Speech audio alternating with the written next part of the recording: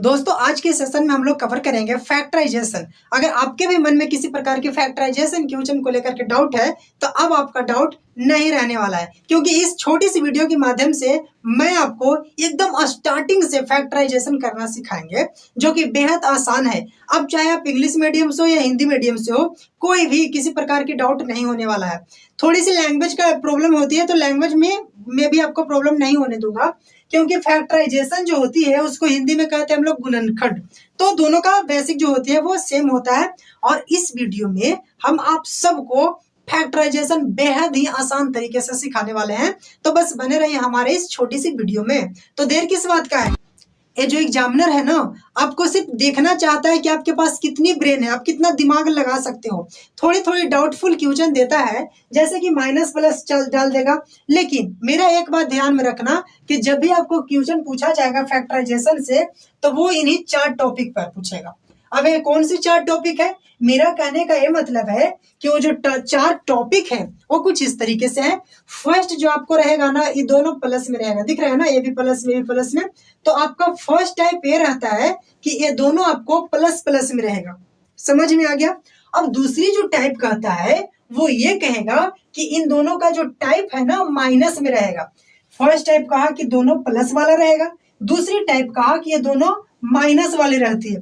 ठीक है, इतना समझ में आ गया। अब तीसरा टाइप क्या कहेगा कि इसकी जो फर्स्ट वाला है वो प्लस रहेगा और लास्ट वाला आपका माइनस रहेगा। ठीक है, लास्ट वाला जो आपकी होगी वो माइनस में रहता है। क्लियर हुआ? सेकंड कहेगा ये माइनस में रहेगा और ये आपको प्लस में रहता है। बस ये 4 टाइप का होता है। फिर से रिवाइज कर लेते हैं। टाइप नंबर 1 में दोनों प्लस का पूछेगा, दूसरी टाइप अगर चेंज करता है तो दोनों माइनस का पूछेगा, इस तरीके से। ठीक है, अगर और टाइप चेंज करेगा तो आपको एक माइनस में एक प्लस में, अगर और टाइप चेंज करे तो एक आगे प्लस और पीछे का माइनस रहने वाला है। बस ये थोड़ी सी अगर लॉजिक आप समझ गए होंगे तो बेहद ही आसान तरीके से हम लोग इसे कवर करेंगे। चलिए अब एक एक करके इन सारे क्वेश्चन को हम लोग देखते हैं कि कैसे बनाया जा सकता है। तो दोस्तों जैसा कि आप सब देख सकते हो कि आपको यहाँ पे हमने क्वेश्चन लिख दिया है। आपको इस तरीके से क्वेश्चन दिया रहेगा और इसे सोल्व करना है। और इसे सोल्व करना तो बहुत आसान है, मैंने भी बता रखा है, और भी स्टूडेंट जो हैं वो सीखने के लिए प्रॉपर तरीके से रेडी रहेंगे। ठीक है, अब इसका हम एक एक करके सारे क्वेश्चन को सोल्व करेंगे। वीडियो ज्यादा लंबी ना हो जाए, और मेरा काम है आप लोगों का सिखाना, न कि 50 तरह का क्वेश्चन बताना। ठीक है, अगर आप सीख जाते हो तो खुद ब खुद आंसर सोल्व करना सीख जाओगे, है ना। तो इस नॉर्मल तरीके से हमने 5 टाइप लिया है, और भी कुछ टाइप होते हैं जैसे कि इसके आगे रूट लगा रहेगा। ठीक है, तो उसे किस प्रकार की सोल्व करेंगे तो इस वीडियो में नहीं, उसको सेकंड वाले वीडियो में दे देंगे, और लिंक में यहाँ पे डिस्क्रिप्शन के लिंक में भी आपको दे दिया जाएगा, वहां से भी आप इसे देख सकते हो। चलो एक एक करके हम सारा क्वेश्चन बताते हैं। ठीक है, एक क्वेश्चन क्या है, फर्स्ट नंबर जो हमारा है, ये हमारा फर्स्ट नंबर का जो क्वेश्चन है वो ये है कि एक्स स्क्वायर प्लस का 7x प्लस का 12। अब देखा जाए तो हमें क्या करना रहता है इसे सोल्व करने के लिए? बहुत आसान है, बहुत आसान है। कैसे करेंगे? आपको इन दोनों में से कुछ नहीं देखना है, पहली नजर में आपको सिर्फ इसे देखना है, ये लास्ट वाले नंबर को। पहली नजर में आपको ये लास्ट वाला डिजिट के देखना है। ठीक है, अब उसके बाद इस वाले को देखना, और इससे हमें स्टार्टिंग में कोई मतलब ही नहीं है। ध्यान से सुनना, इस वाले लास्ट वाले नंबर को ऐसा 2 फैक्टर फाइंड करना है जिसको ऐड करके 7 आना चाहिए। अब ऐड करके ही क्यों, सब्ट्रैक्ट करके क्यों नहीं, मन में सवाल आ रहा होगा। तो ऐड इसलिए करने के लिए बोल रहे हैं क्योंकि इसके आगे ना ऐड दिया हुआ है ना, समझ में आ रहा है? इसके आगे ऐड है, इसलिए इसको ऐड करके लाना है। तो अब कहोगे कि सर इस 12 को 2 फैक्टर में फाइंड, ऐसा फैक्टर फाइंड करना है कि जिसको मल्टीप्लाई करके 12 आना चाहिए और ऐड करके 7। तो इसकी 2 फैक्टर क्या होगा? एक तो आप इसको 6 और 2 में तोड़ोगे, है ना, तो 6 2 जा 12 तो हो गया, लेकिन जब 6 और 2 को ऐड करेंगे तो 8 हो जाता है। 7 हुआ? नहीं हुआ। यानी कि ये जो हमारा फैक्टर है ये गलत है, ये फैक्टर काम करने वाला नहीं है। अब और दिमाग लगे क्या फैक्टर कर सकते हो? तो एक और होता है सर 4 और 3 में। तो जब 4 और 3 में करेंगे तो 4 3 जा 12 प्रॉपर हो गया। उसके बाद जब इन दोनों को ऐड करोगे तो 7 हो जाता है ना, यानी कि ये हमारा फैक्टर सही है। अब कब 7 होगा? जब इसको भी प्लस करेंगे और इसको भी प्लस करेंगे, तब जाकर के 7 होगा। तो बस इस एक्स स्क्वायर को ऐसे ही एक्स स्क्वायर लिख लेना है, ठीक है। और प्लस का 7x को क्या कहें कि इन दोनों को ऐड कर लेना है, यानी कि एक टाइम 4x और प्लस की 3x, ठीक है। तो हो जाएगा 7 और प्लस का 12 को ऐसे ही लिख लेना है। फर्स्ट वाला को ऐसे लिखना है, लास्ट वाले को ऐसे लिखना है और इसका जो फैक्टर किए हो यहाँ पे लिख देना ऐड करके। क्लियर हो गया? वो कहो कि नहीं समझ में आया? बहुत अच्छा। चलो अब क्या करना है, तो हमें सिर्फ फैक्टर से मतलब है, इससे हमें कोई मतलब रह नहीं गया, ठीक है। अब क्या करना है कि इसका और इसका एक पेयर बना लो। पेयर बनाने के बाद क्या करना है कि यहां से दोनों में एक्स दिख रहा है, दिखाई दे रहा है ना, तो जब दोनों में एक्स दिख रहा है तो कॉमन हो जाएगा। एक्स को कॉमन कर लेंगे तो यहाँ सिंगल एक्स बचेगा और प्लस का यहाँ से एक्स तो कॉमन हो गया है तो बाकी का बच गया 4 और ये प्लस का है प्लस, ठीक है। फिर यहाँ से 3 है और इसमें भी 12 है, तो देखा जाए तो 12 को आप 4 इंटू 3 लिखते हो कि नहीं? लिखते हो, यानी कि इस 12 में 3 एक है और यहाँ भी एक 3 है। अगर जब दोनों में 3 है तो इसको बाहर क्यों न ले लिया जाए? समझ में आ रहा है? जब बाहर ले लिए तो क्या बच गया? यहाँ x बच गया और प्लस का यहाँ देखो 3 तो कॉमन हो गया तो बच क्या रहा है 4। क्लियर हो गया? कहो समझ में आ गया? Very good. उसके बाद ए वाला और ए वाला आपका पेयर बन गया, यानी कि ये दोनों चीजें सेम है, तो जो चीजें सेम रहती है उसको हम लोग कॉमन कर लेते हैं। कर ले, चलो x प्लस 4 को कॉमन कर लिए तो ए वाला चीजें तो यहाँ बाहर निकल के आ गया। अब सिंपल शब्दों में ये समझ सकते हैं कि ए वाला इन दोनों में से कोई एक को बाहर ले लो तो बच जाएगा आपका x प्लस का ए वाला 3। ये बाहर इन अंदर वाले को बाहर लिए तो बाहर वाला अंदर बच गया और ये आपका फैक्टर हो गया और यही आपकी आंसर होती है। समझ में आ गया? चलो दूसरी टाइप के देखते हैं कि ये हमारा पहले बताया कि एक तो प्लस प्लस रहेगा, दूसरी माइनस माइनस में रहेगा, तीसरी में माइनस प्लस वाला रहता है ना। ये सारी चीजें आपको पहले से हमने बता रखा है, ठीक है। अब इसे हम लोग इरेज कर देते हैं, ठीक है। इरेज करने के बाद अब जो हमारी दूसरी टाइप का क्वेश्चन है उसे देखते हैं। ये हमारा सेकंड टाइप। क्या कह रहे हो भाई? आप कौन सी बड़ी हो? एक्स स्क्वायर माइनस का एक्स और माइनस का 12, ये क्वेश्चन है।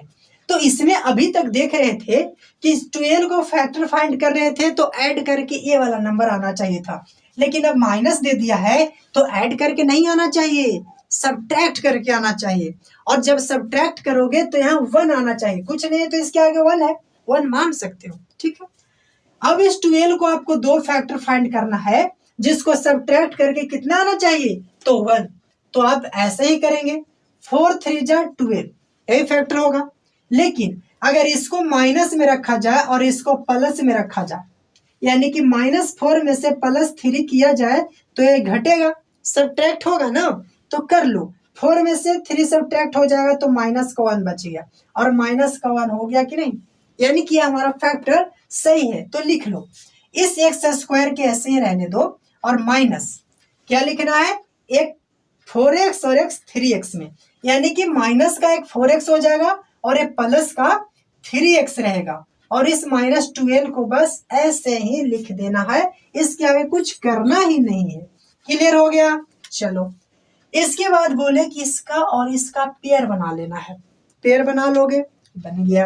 अब इन दोनों में से कॉमन क्या है? तो x कॉमन है तो x को बाहर ले लो तो बच जाएगा यहाँ x और माइनस का यहाँ भी 4 अब 4 बच गया।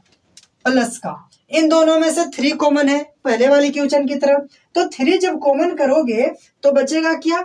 x बच जाएगा और माइनस यहाँ का 4 बच जाएगा। अब देखो तो ये वाला और ये वाला दोनों सेम है, यानी जब सेम है तो बाहर ले लेंगे x -4। जब ये दोनों सेम था बाहर लिए तो बचा क्या? बाहर का x प्लस का 3 बच गया और ये हुआ आपका आंसर। समझ में आ गया? बेहद ही आसान था। चलो ये दोनों तो सेम टाइप था, एक माइनस और प्लस में डिफरेंट था, लेकिन ये अलग टाइप है। अगर इसके आगे 3 रहता है या 2 रहेगा तो इसे कैसे करेंगे? ये कौन सी बहुत बड़ी चीज है? चलो इसे भी करते हैं, बहुत आसान है। हर एक लॉजिक को पहले समझो, पहले क्वेश्चन का मटेरियल जो होती है, कहने का मतलब जो होता है वो समझिए। थर्ड नंबर क्या कह रहा है? ये आपको है 3x स्क्वायर प्लस का 11x और प्लस का 6। पहले वाला रूल यूज करेंगे, इसका फैक्टर फाइंड करेंगे। लेकिन अगर इस तरीके से फैक्टर फाइंड करते हो तो गलत हो जाती है। तो सही करने के लिए क्या करोगे, तो हम है ना, करना क्या है कि इसके लास्ट में कोई भी नंबर रहता है तो इसको फर्स्ट वाले और लास्ट वाले को मल्टीप्लाई कर लेना। इन दोनों को क्या करेंगे, मल्टीप्लाई। तो जब मल्टीप्लाई करोगे तो 6 3 हुआ कितना, 18। 6 3 होता है 18। अब 18 को बाहर ऐसे रखो और इसी 18 को आपको दो फैक्टर फाइंड करना है। इस 18 को दो फैक्टर फाइंड करना है। पहले इससे कर रहे थे, लेकिन आपको बताए कि यहाँ एक रहती है ना, यहाँ आपको एक रहेगा। देखो पहले क्या था, इसके आगे कुछ नहीं था तो एक था, और एक को 12 में मल्टीप्लाई किए थे तो 12 ही रहा था। अब 12 को दो फैक्टर फाइंड किए थे, ऐसे नहीं किए थे। अब इसके आगे 3 है तो 3 को 6 में करेंगे तो 18 हुआ। अब 18 को दो फैक्टर फाइंड करना है जिसको ऐड करके 11 आना चाहिए। तो आप कहोगे कि 9 2 जा कर दो, 9 और 2 11 हो गया। चलो क्लियर हो गया। अब इस 3x को ऐसे लिख देना है, प्लस का 11x को भी ऐसे नहीं लिखना है, गलती हो गया। 11 को नहीं लिखना है, क्यों, क्योंकि 11 के लिए तो फैक्टर कर लिए ना, तो यही फैक्टर लिखेंगे। 9x प्लस का 2x हो गया 11x, और प्लस का इस 6 को ऐसे ही लिख दो। ठीक है, अब इसे इरेज कर लेते हैं, इसकी कोई जरूरत नहीं है। यहाँ एक पेयर और ये आपकी दूसरी पेयर बन गया। दूसरी पेयर बन गया, बहुत अच्छा बन गया। हाँ सर, दूसरी पेयर भी बन गया। तो अब देखा जाए इन दोनों में से कॉमन क्या है, तो पहले की तरह x तो कॉमन है ही, x तो कॉमन है, उसके अलावा भी कुछ कॉमन है ना। यहाँ 3 है और यहाँ 9 है, यानी कि 9 में डबल 3 रहता है, तो एक 3 को बाहर ले लिया जाए तो एक 3 बच जाएगा। क्लियर, यानी कि यहाँ से 3 भी कॉमन है तो 3x कॉमन कर लिए, तो 3 तो यहाँ से चला गया और x भी चला गया, तो बाकी का एक एक बचा है ना, 1x बचा हुआ। और प्लस का यहाँ एक, इसमें से 3 चला गया और x भी चला गया है, तो सिर्फ 3 बच रहा है। प्लस का इन दोनों में से कोई कॉमन है तो हाँ 2 है, 2 इसमें भी कॉमन है, तो यहाँ सिर्फ x बचेगा और यहाँ 3 बचेगा। अब ये जो चीजें होती है ना, इसी का मल्टीप्लाई नंबर होती है। कहने का मतलब है कि 2 में x से करोगे तो 2x, प्लस का 2 को 3 में करोगे तो 6 होता है। बस इसी का एक फैक्टर आपका रहता है। क्लियर हो गया। चलिए अब क्या करेंगे कि ये दोनों सेम है। जब सेम है तो देरी किस बात का है, बाहर खींचो।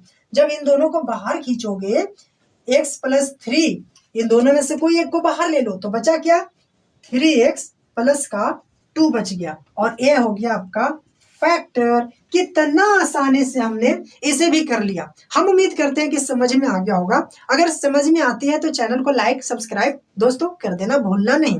और एक जरूरी बात है आपको बताना चाहते हैं, पहले इसे सीख लो, उसके बाद इसके एक शॉर्ट ट्रिक हमने बना दिया है, जो कि ये जो रूल हम लोग यूज कर रहे हैं ना, इतनी बड़ी से ए फैक्टर करो, वो फैक्टर करो, इतना जोड़ो, इतना घटाओ, इसमें से कॉमन लो, इतना सारा कोई भी झंझट नहीं करना रह जाएगा। बस क्वेश्चन को देखोगे, फैक्टर निकालोगे और आंसर।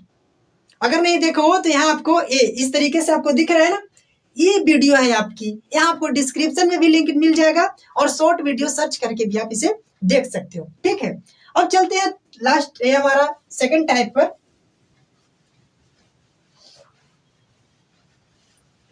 ये भी हमारा टाइप सेम है, दोनों में ज्यादा डिफरेंट है नहीं, ये भी आपका टाइप सेम ही है।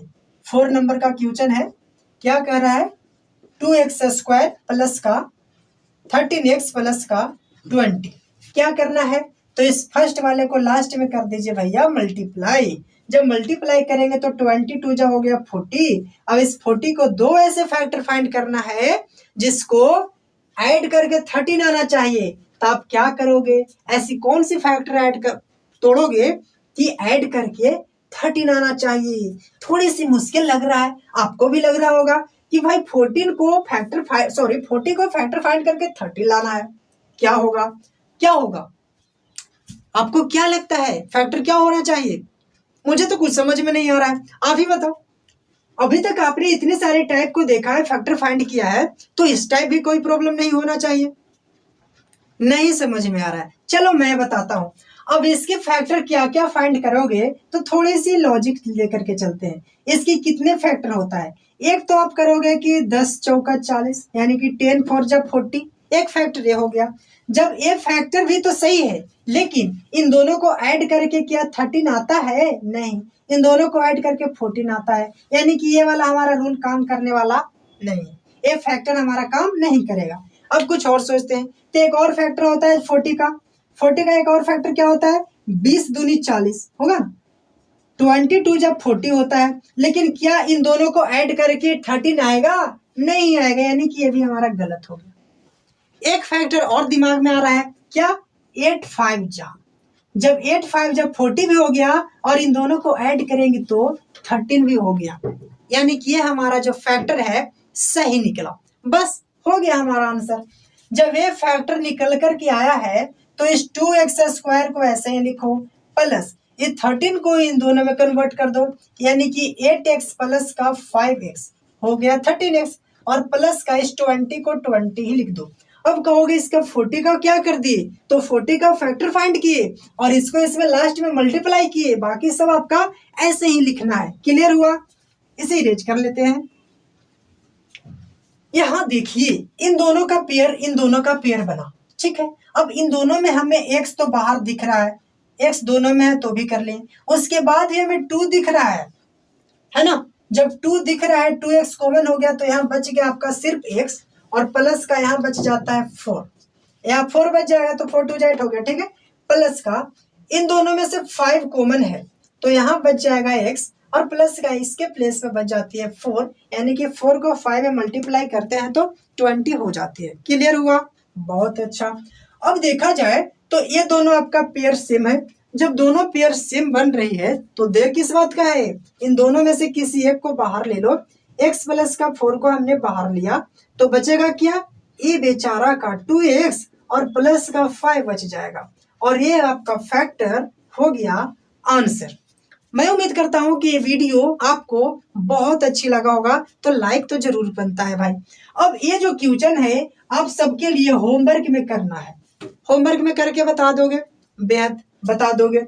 नहीं फैक्टराइज हो रहा है तो इसको बता देते हैं। क्या करना होगा कि इसको इसे मल्टीप्लाई करना है। जब इन दोनों को मल्टीप्लाई करोगे तो 90 हो जाएगा। अब इस 90 को दो फैक्टर फाइंड, ऐसे फैक्टर फाइंड करना है जिसको ऐड करके 1 आना चाहिए। अब लगाओ दिमाग, मुझे तो 10 नहीं जा रहा है, इतना हेल्प तो काफी हो गया होगा। इतना ही इस वीडियो के माध्यम से अब इस वीडियो को समाप्त करते हैं।